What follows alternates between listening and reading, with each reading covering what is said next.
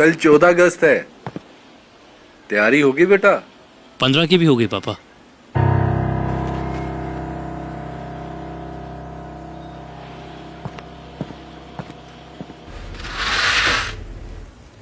पता है वो डॉक्टर का लड़का है ना, हाँ तो वो 15 अगस्त मनाने की भी तैयारी कर रहा है।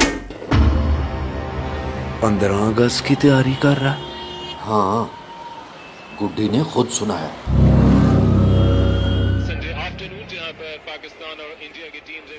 पक्का बोल रहा है ना तू? एकदम पक्का। हाँ लेने दे 15, देखते हैं कैसे मनाता है।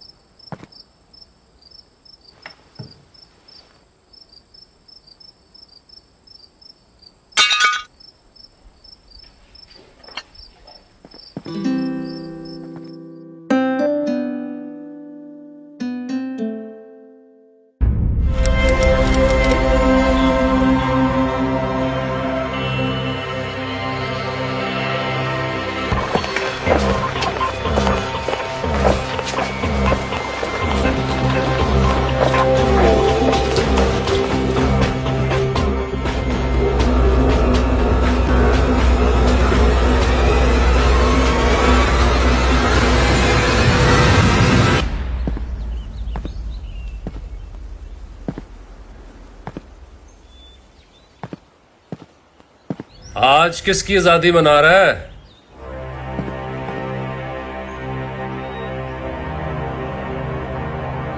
मना तो आज भी 14 अगस्त ही रहा हूं। कल सर उठा के मनाई थी, आज सर झुका के मनाऊंगा।